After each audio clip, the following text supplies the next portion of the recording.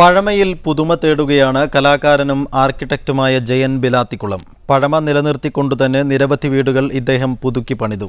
നിർമ്മാണത്തിനും ഫർണിച്ചറുകൾക്കുമായി പഴയ മരങ്ങളെയാണ് ഇദ്ദേഹം ആശ്രയിക്കുന്നത്.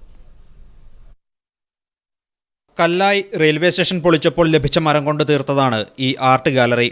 സ്വന്തം വീട് നിർമ്മിക്കാൻ ഉപയോഗിച്ച മരങ്ങളാകട്ടെ കോഴിക്കോട്ടെ പഴയ കോർപ്പറേഷൻ ഓഫീസിൽ നിന്നും പൊളിച്ചെടുത്തതാണ്. പഴമയുടെ തനിമ കൈവിടാതെയും പഴയ മരങ്ങൾ ഉപയോഗിച്ചും നിർമ്മാണം നടത്തുന്നതാണ് ജയൻ ബിലാത്തിക്കുളത്തിൻ്റെ രീതി. അപ്പോൾ അത്തരം ചിത്രങ്ങൾ അലങ്കാരങ്ങൾക്കും വീടിൻ്റെ ഇന്റീരിയർ ഡെക്കറേഷനും ഒക്കെ അതിൻ്റെ പങ്കെന്നാണ്. അതിനെക്കുറിച്ചുള്ളൊരു തിരിച്ചറിവ് നമ്മൾ അത്തരം മേഖലകളിലേക്ക് മാറി.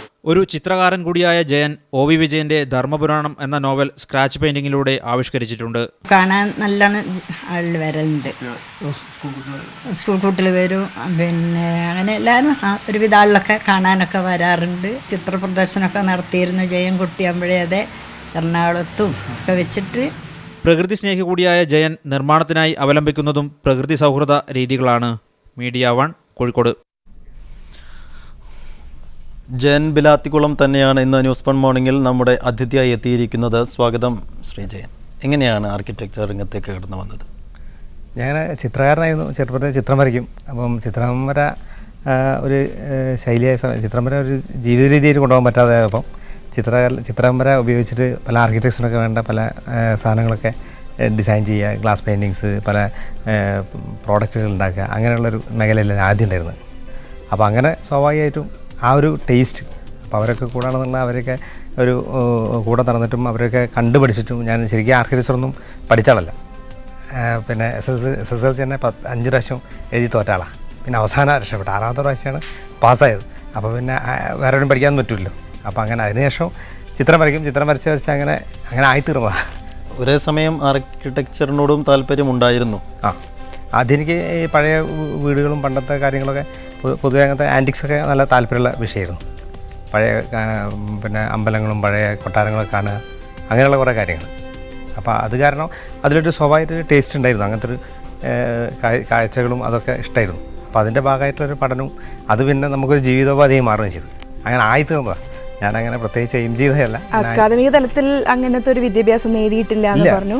അത് വലിയ അത്ഭുതമാണ്. കാര്യം ജന്മവാസനയാണ് ഇതിനെയൊക്കെ നിയന്ത്രിക്കുന്നത് എന്നാണ് അതിൽ നിന്ന് മനസ്സിലാക്കേണ്ടത്. അപ്പോൾ ഈ ഒരു മേഖലയിലേക്ക് എത്തിപ്പെട്ടതിന് ശേഷം നമ്മൾക്ക് പഠിക്കുന്ന സമയത്ത് ഇതിൽ കുറേ കണക്കുകളും കാര്യങ്ങളൊക്കെ ഉണ്ട്.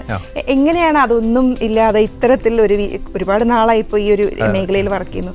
എങ്ങനെയാണ്? അത് വലിയ അത്ഭുതമുള്ള ഒരു കാര്യമാണ്. അതുകൊണ്ടാണ് ചോദിക്കുന്നത്. എനിക്ക് ശരിക്കും കണക്കിൽ 3 മാർക്ക് ഉണ്ടായിരുന്നു SSLC. അതുകൊണ്ട് കണക്കാനായിട്ട് പറ്റിച്ചത്. കണക്കും ഇംഗ്ലീഷും അത് രണ്ടും എനിക്കറിയില്ല, എപ്പോഴും അറിയില്ല. അപ്പോൾ ഇത് രണ്ടും അറിയാണ്ട് എങ്ങനെയാണ് ഈ രംഗത്ത് നിൽക്കുന്നത് എനിക്കും അറിയില്ല. ഞാൻ നിൽക്കുന്നുണ്ട്. അതായത് എനിക്കിപ്പോൾ എൻ്റെ വിജയങ്ങളെ പറ്റി എനിക്ക് പറയാനുള്ളത്, ഞാൻ ചെയ്ത കാര്യങ്ങളെ പറ്റി എനിക്ക് പറയാനുള്ളത്, ഞാനൊരു CID മൂസാൻ്റെയും അല്ലെങ്കിൽ ശിക്കാരി ശംഭുവിൻ്റെയൊക്കെ മാതിരി അങ്ങനെ എത്തിപ്പെട്ട് രക്ഷപ്പെട്ടവരാണ്. അല്ലാതെ അതൊരു ഭയങ്കര എന്താ പറയുക, അതൊരു വലിയ പഠനമോ വലിയ ചർച്ചയോ അല്ലെങ്കിൽ വലിയൊരു പിന്നെ പാരമ്പര്യമൊന്നുമില്ല. പക്ഷെ നമ്മളിങ്ങനെ മ്യൂസിക് ഉണ്ടല്ലോ, ചിലപ്പം CID മ്യൂസിക് അങ്ങനെയാണല്ലോ, ചില സംഘത്തെ എത്തിയപ്പോൾ അബദ്ധത്തിലൊക്കെ സംഭവിക്കും, അപ്പോൾ അത്ഭുതങ്ങൾ സംഭവിക്കും. അങ്ങനെ രക്ഷപ്പെട്ടു. അപ്പോൾ ഈ തലത്തിലൊരു തുടക്കമല്ലാത്തത് കൊണ്ട് തന്നെ ആദ്യമായി ഒരു ഡിസൈൻ ചെയ്ത ഒരു വീടുണ്ടായിരിക്കുമല്ലോ. എങ്ങനെയായിരുന്നു ആ തുടക്കം? എങ്ങനെയായിരുന്നു? അതിന് എൻ്റെ തറവാടായിരുന്നു. തറവാട് അതിൽ കാണുന്ന ഒരു ഓഫീസുണ്ട്, ഒരു മഴയൊക്കെ പെയ്യുന്ന ഓഫീസ്. അത് 120 വർഷം പഴക്കമുള്ള മുത്തശ്ശന്മാരുണ്ടാക്കിയ വീടാണ്. അപ്പോൾ ആ വീട് ഒക്കെ പൊളിച്ച് മാറ്റണം എന്നാണ് വാസ്തുകാരൻ പറഞ്ഞത്, കുട്ടികളൊക്കെ നന്നാവണമെങ്കിൽ അച്ഛനോട്. അപ്പോൾ അച്ഛൻ പറഞ്ഞു, പിന്നെ എന്നാൽ പൊളിച്ചാൽ എന്നാലും നന്നാവുമല്ലോ. പക്ഷേ നന്നാവണമെങ്കിൽ SSLC പാസ്സാവണ്ടേ. SSLC ഒരു കാലത്ത് ഞാൻ പാസ്സാവില്ല. അപ്പോൾ അത് നന്നായില്ല. അപ്പം പിന്നെ അച്ഛൻ പറഞ്ഞു, അമ്മേനോട് പറഞ്ഞു, ഇങ്ങനെ ഇത് മോശമാണ് ഈ വീട് ഇരിക്കുന്നത്, കുട്ടികളൊന്നും പഠിക്കാത്തത്, അത് പൊളിച്ചാൽ നന്നാവും, ഈ വാസ്തുദോഷമാണ് ഈ വീട് എന്ന് പറഞ്ഞു. അപ്പോൾ അച്ഛനോട് ചോദിച്ചു, മോനെ പൊളിക്കണോ ചോദിച്ചു. പൊളിക്കുകയാണ്, നിനക്ക് അതിൻ്റെ പൈസ എടുത്തിട്ട് വേണമെങ്കിൽ 65,000 രൂപ കയറ്റും അന്ന്. പൊളിച്ചിട്ട് നിനക്ക് ടൗണിലായിട്ടും ചെറിയ റൂം എടുത്തിട്ട് നീ ആർട്ടോ എന്താ വെച്ചാൽ തുടങ്ങിക്കോ. അന്നൊക്കെ ഈ അഡ്വർടൈസിങ് ഏരിയ ആണല്ലോ, അതൊക്കെ ഉണ്ടാവും. അപ്പോൾ അത് തുടങ്ങിക്കോ പറഞ്ഞപ്പോൾ ഞാൻ അച്ഛനോട് പറഞ്ഞു, പിന്നെ അത് അങ്ങനെ വേണ്ട അച്ഛാ, ഞാനിവിടെ എൻ്റെ ഓഫീസായിക്കോളാം, ഇതിൻ്റെ ഓഫീസായിക്കോളാന്നാണ്. അപ്പോൾ അച്ഛനോട് ഇവിടെ ആര് വരാനാ, ടൗണിൽ 4 കിലോമീറ്റർ ഇൻറ്റീരിയറാണ് ഈ സ്ഥലം, അപ്പോൾ ആര് വരാനാണെന്ന് വെച്ചപ്പോൾ ഞാൻ പറഞ്ഞു, പിന്നെ അച്ഛാ അതിൽ ആരെയും വന്നോളൂ, നമുക്ക് ഓഫീസാക്കാമെന്ന് പറഞ്ഞു. അങ്ങനെ ഓഫീസാക്കി. പിന്നെ അതിൻ്റെ മുകളിൽ ഫസ്റ്റ് വർക്ക് തുടങ്ങി. അത് ഭംഗിയാക്കാൻ എടുക്കുക. അപ്പോൾ ഭംഗിയാക്കാൻ കയ്യിൽ ഫണ്ടൊന്നും ഇല്ലല്ലോ. അപ്പോൾ അങ്ങനെ പല കിട്ടുന്ന പഴയ സാധനങ്ങളൊക്കെ കളക്ട് ചെയ്ത് അതിൻ്റെ മുകളിൽ കൊണ്ട് ഒട്ടിക്കും, അത് വെച്ച് ഡിസൈൻ ഉണ്ടാക്കും, സ്വന്തം വർക്ക് ചെയ്യും. അങ്ങനെ അത് ക്ലിക്കായി. പിന്നെ ഇപ്പോൾ ആളുകൾ അങ്ങോട്ട് അന്വേഷിച്ചു വരുന്നൊരു ലെവലിലേക്ക് മാറി. അപ്പോൾ വാസ്തുവും ശരിക്കും പറയുകയാണെങ്കിൽ സ്വാഭാവികമായിട്ടും കറക്റ്റായ ലോജിക്കലല്ല പലരും പറയുന്നത്. അത് പൊളിച്ചിരുന്നേ ഞാൻ ഇപ്പോൾ ഏതെങ്കിലും ബോർഡോ ബാനറോ അല്ലെങ്കിൽ എന്തെങ്കിലും പ്രിൻറ്റിങ്ങോ ഒക്കെ നടക്കുന്നുണ്ടാവും. അത് അതിൽ നിന്നും വ്യത്യസ്തമായൊരു ഫീൽഡിൽ എത്താൻ പറ്റിയത് ഒരു പക്ഷേ അന്നത്തെ ആ ഒരു ബ്രേക്കിംഗ് തീരുമാനമായിരിക്കണം. ഈ വീട് നിർമ്മാണത്തിലായാലും മറ്റു കാര്യങ്ങളിലായാലും ഒക്കെ ഇപ്പോൾ ഈ പഴമയിലേക്ക് തിരിച്ചു പോകാനുള്ള ഒരു ക്രേസ് പുതിയ തലമുറയ്ക്ക് ഉണ്ടോ? ധാരാളമായിട്ടുണ്ട്. കാരണം ഞാൻ പറഞ്ഞില്ല, അപ്പം നമുക്ക് എപ്പോഴും ഒരു നൊസ്റ്റാൾജിയ എന്നൊരു അവസ്ഥയാണ് മലയാളിക്ക് എപ്പോഴും ഉള്ളത്. പഴയ തറവാട്, നടുമുറ്റം, ഊഞ്ഞാൽ, കാവ്, അമ്പലം, പള്ളി, ഉത്സവം, പൂരം എന്നൊക്കെ പറഞ്ഞിട്ട് അങ്ങനെ ഒരു കോൺസെപ്റ്റ് ഉണ്ട് എല്ലാവർക്കും. ഒരു തൃശ്ശൂർ ഭാഗത്താണെ പള്ളിയിൽ പെരുന്നാളിന് എല്ലാവരും നാട്ടിലെത്തും. പല ഭാഗങ്ങളിലും അമ്പലങ്ങളും ഉത്സവങ്ങളുണ്ടാകുമ്പോൾ ആൾക്കാരെത്തും. പലരും പെരുന്നാളിന് ഒത്തുകൂടും. ആ ഒത്തുകൂടലിൻ്റെയും കൂടി ഉത്സവത്തിൻ്റെയും ഒക്കെ ഭാഗമായിട്ടൊക്കെ ഒരു പഴമേൻ്റെ കൺസെപ്റ്റാണല്ലോ അത്. അപ്പോൾ പഴയ തറവാടുകൾ സംരക്ഷിക്കുക, പഴയ വീട് റിനോവേറ്റ് ചെയ്യുക എന്നൊക്കെ പുതിയ തലമുറ തിരിച്ചറിഞ്ഞു എന്നുള്ളതാണ് ഞാൻ മനസ്സിലാക്കിയിട്ടുള്ളത്. കാരണം എൻ്റെ അച്ഛൻ്റെയൊക്കെ ഒരു കാലഘട്ടത്തിൽ, അല്ലെങ്കിൽ ഒരു 10-30-40 വർഷം മുമ്പുള്ള ഒരു കാലഘട്ടത്തിൽ ആ കാലത്തെ തലമുറ പഴയതിനൊക്കെ ബ്രേക്ക് ചെയ്തു, നശിപ്പിച്ചു എന്നുള്ളതാണ് സത്യം. അവരൊക്കെ മോശമാണെന്ന് പറഞ്ഞു, മുണ്ടെടുക്കുന്നത് മോശമാണെന്ന് പറഞ്ഞു, പാൻറ്റിട്ടാതെ മോഡേൺ ആവുമെന്ന് പറഞ്ഞു. അവർ പിന്നെ പഴയ വീടുകൾ പൊളിച്ചു മാറ്റി അതിന് മുന്നിൽ വാർത്ത കോൺക്രീറ്റ് കാടുകൾ കെട്ടിപ്പടുത്താലേ പൈസക്കാരാവുമെന്ന് പറഞ്ഞു. പിന്നെ നല്ല ഇറയമുള്ള ചാരുപടിയുള്ള വീട് അടിച്ചു പൊളിച്ച് നിരത്തി അതിൻ്റെ മുകളിൽ കോൺക്രീറ്റ് സ്ലാബുകൾ നിരത്തി അതിൻ്റെ ഫ്രണ്ടിൽ മൃഗശാലമാതിരി പിന്നെ ഗ്രിൽസും കൊളാപ്സ് ഗേറ്റുകളും വെച്ചു. ആ കൊളാപ്സ് ഗേറ്റുകൾ ഒരിക്കലും തുറക്കാൻ പറ്റാത്ത ഗേറ്റുകൾ, അത് തുറക്കാൻ വലിയ ആരോഗ്യം വേണം, അറിയാലോ. കൊളാപ്സ് ഗേറ്റ് അത് കൊളാപ്സായി പോകട്ടാൽ. അപ്പോൾ അത്തരം കൊളാപ്സ് ഗേറ്റുകൾ വന്ന് ഈ വീടുകളൊക്കെ ഒറിജിനാലിറ്റി നഷ്ടപ്പെട്ടു. അതൊക്കെ 10 വർഷം കൊണ്ട് ചോർന്നൊലിഞ്ഞ് അത്തരം വീടുകൾ പൊളിച്ചു മാറ്റപ്പെട്ടു. എന്നിട്ടിപ്പം കോൺക്രീറ്റ് കാടുകൾ ഡെവലപ്പ് ചെയ്തു.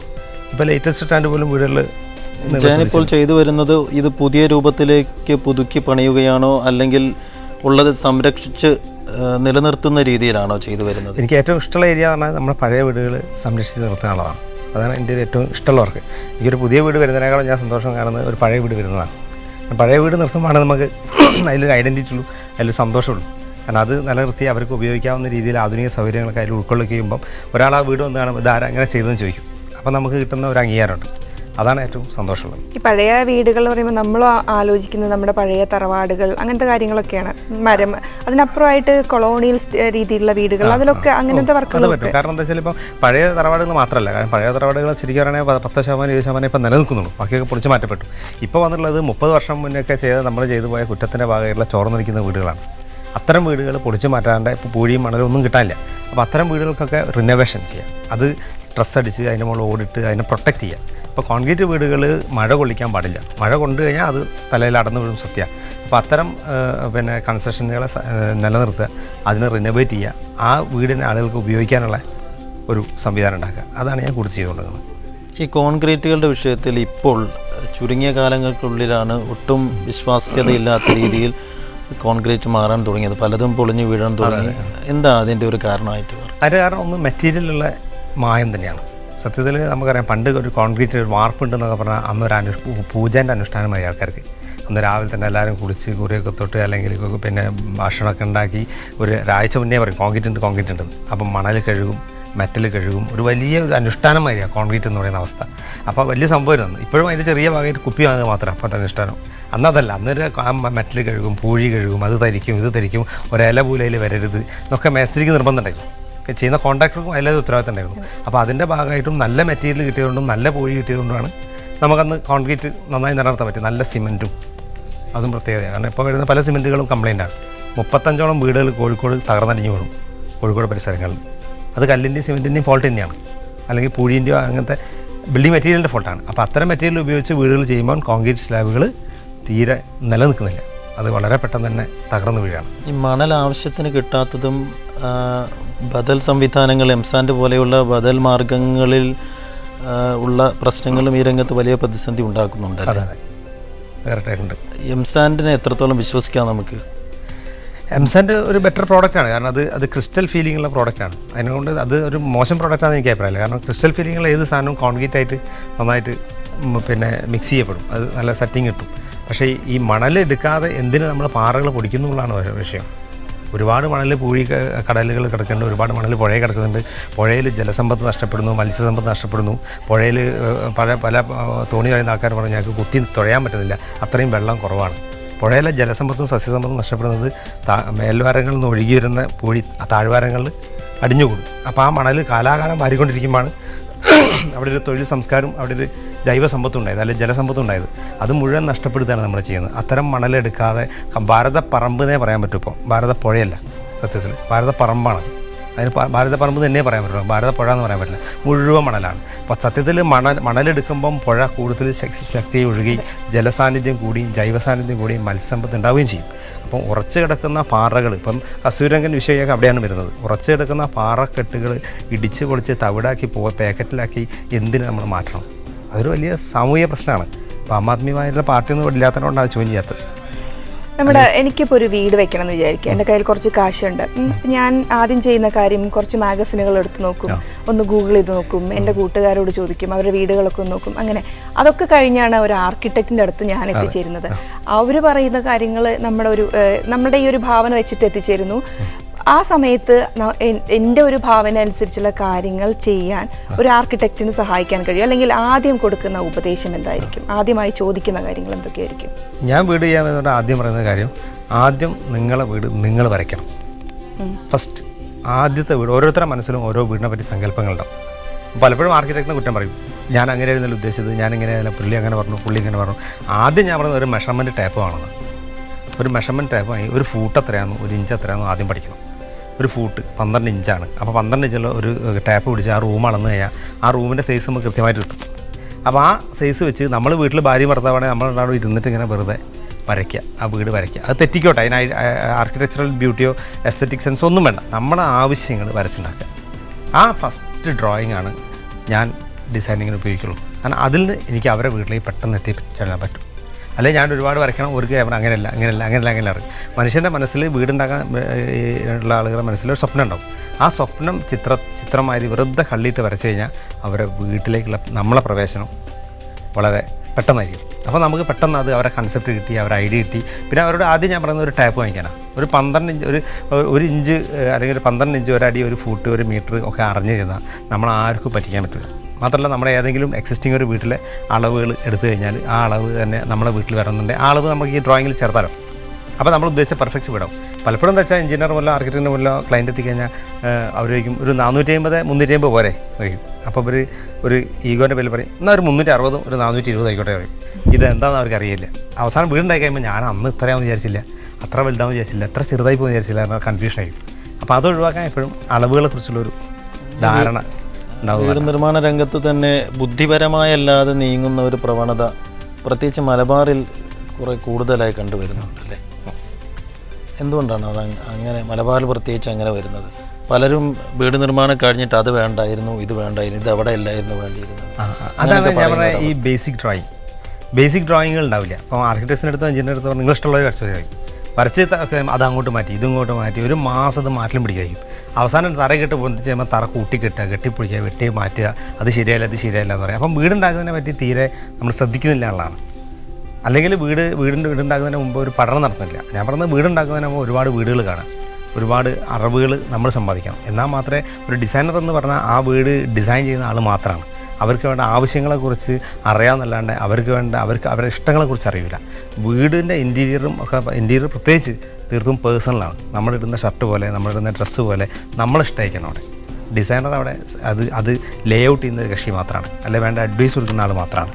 പലപ്പോഴും അങ്ങനെയല്ല. പലപ്പോഴും ഡിസൈനർ ചില വീടുകളിലൊക്കെ ചിലപ്പോൾ നമ്മൾ ഹോട്ടൽ വേണ്ടാവും. വീട് ഹോട്ടലാവാൻ പാടില്ലല്ലോ, വീടായിരിക്കണം, അപ്പോഴാണ് അതിൻ്റെ ഭംഗി.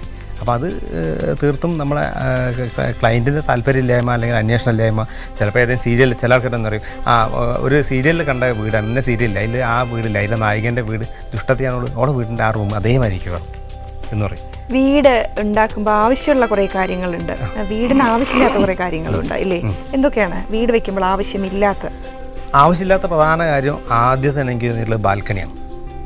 ബാൽക്കണി എല്ലാവരും പറയും എനിക്കൊരു ബാൽക്കണി വേണം, വൈകുന്നേരം ആകുമ്പോൾ അതിലിരുന്ന് പേപ്പർ വായിക്കണം, അല്ലെങ്കിൽ അതിലിരുന്ന് കാറ്റ് കൊള്ളണം. ഇന്നേ വരെ ഞാൻ എൻ്റെ ഒരു റിസർച്ചിൽ ഒരാളും ബാൽക്കണിയിൽ ഇരിക്കുന്നത് കണ്ടിട്ടില്ല. വാടക വീട്ടുകാരെ മാത്രമേ ഇരിക്കൂ, കാരണം അയാൾക്ക് ബാൽക്കണിയിൽ മാത്രമേ സ്പേസ് ഉള്ളൂ. താഴെ ഓണറുണ്ടാവുമല്ലോ, മുകളിൽ ബാൽക്കണിയിൽ ഇരിക്കുന്ന ഒരേ ഒരു വിഭാഗം ഈ പറയുന്ന വാടക വീട്ടുകാർ മാത്രമാണ്. ബാക്കി ആരും ഇന്നേ വരെ ബാൽക്കണിയിൽ ഇരിക്കുന്നത് ഞാൻ കണ്ടില്ല. പ്രത്യേകിച്ച് 5 സെൻറ്റ് 10 സെൻറ്റ് വീടൊക്കെ ഉണ്ടാക്കി ആ ബാൽക്കണിയിലിരുന്ന് രാവിലെ പേപ്പർ വായിക്കും, അപ്പുറത്തൊരു പെണ്ണുങ്ങളായിട്ട് അടിച്ചായിരുന്നുണ്ടായി. പിന്നെ അത് വലിയ ഗുലുമാലാവും. ആയമാറി ഒന്നെ നോക്കുകയാണ്, ഇവൻ ഓനെ നോക്കുകയാണ്. അവസാനം ബാൽക്കണി ഭാര്യനെ അടച്ചു കൊടുക്കണം, അവിടെ പോയി തിരിച്ചിട്ട് അറിയും. പിന്നെ ഈ ഉണ്ടാക്കിയ ബാൽക്കണികളൊക്കെ വീട്ടുകൂടലിന് ശേഷം ഇത് കാക്കയ്ക്ക് ഇരിക്കുന്ന കാഷ്ടിക്കാനുള്ളൊരു സ്ഥലം മാത്രം. അവിടെ കാലാകാലമായിട്ട് അത് കെട്ടിയടച്ച് പട്ടിട്ട് വെക്കും. കാരണം ഇതൊരു ബാൽക്കണിയാണ്. കാരണം ബാലന്മാർ ദൂരെ പോയി ചാടി പുറത്തേക്ക് ചാടി വീഴും. അപ്പോൾ അതാണ് വളരെ പ്രധാനപ്പെട്ട ഒരു കാര്യം, ആർട്ടിസ്റ്റ് കൂടിയാണ്. ഇപ്പോൾ നമ്മൾ നേരത്തെ കണ്ടു, വാർത്തയിൽ കണ്ടു, ധർമ്മപുരാണം, ഒ വി വിജയന്റെ ധർമ്മപുരാണം സ്ക്രാച്ച് പെയിന്റിങ് ചെയ്തിട്ടുണ്ടായിരുന്നു. ഇപ്പോൾ ചെയ്തുകൊണ്ടിരിക്കുന്ന വർക്കുകൾ എന്താണ് ആ രീതിയിൽ? ഇപ്പം ഞാൻ ആർട്ടിസ്റ്റിക് വർക്കുകൾ ഇപ്പോൾ കുറവാണ്. ഇപ്പോൾ അടുത്ത കാലത്ത് കഴിഞ്ഞ വർഷം ഒരു സ്ട്രീറ്റ് സൈഡ് എക്സിബിഷൻ ചെയ്തിട്ടുണ്ടായിരുന്നു കോഴിക്കോട്ട്. പിന്നെ ഒരു പെയിൻറ്റിങ് എക്സിബിഷൻ.